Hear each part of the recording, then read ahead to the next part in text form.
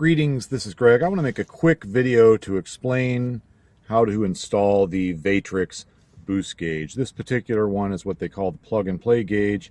Pay no attention to the fact that it goes to 45 psi. The plug-and-play gauge is normally going to be a 30 psi boost gauge. So let me show you how it's hooked up.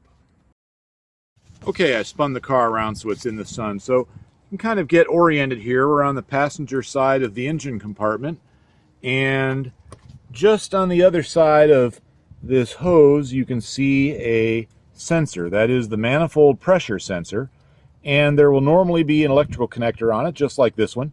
You simply unclip that connector and plug that connector into the Vaitrix wiring harness that comes with the boost gauge, and then the connector that was on the sensor plugs in to the other sensor on the boost gauge. So there are only two connectors under here, and they literally both plug right in, hence plug and play.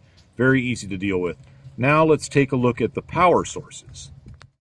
Okay, the most common question I'm getting in relationship to connecting boost gauges or other things is, where do we power them? I suggest, this isn't the only answer, this is just what I do. Let me turn a light on here. Accessing this little fuse box right here. It's in the driver's side footwell, and you can see here that I have used two ADA fuses. Those are devices that plug into the fuse box and allow you to add a circuit to them. One of them, this one, which is the fourth one over from the middle row, provides ignition power for whatever you want to use. In this case, I'm using it for a boost gauge and a throttle controller.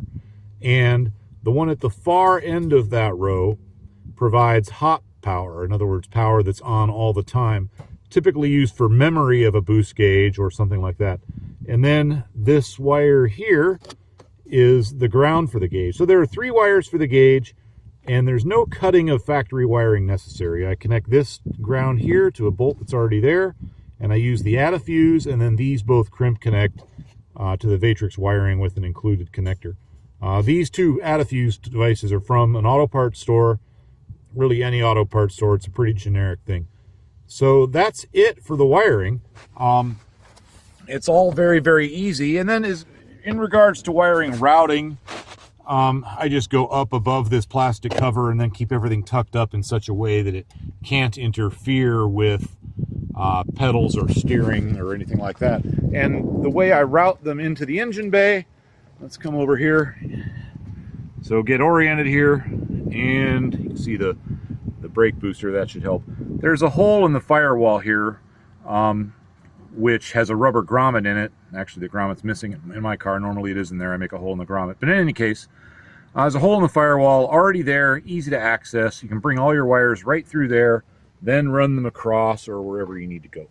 Hope that helps everybody who's installing a boost gauge, and have a great day.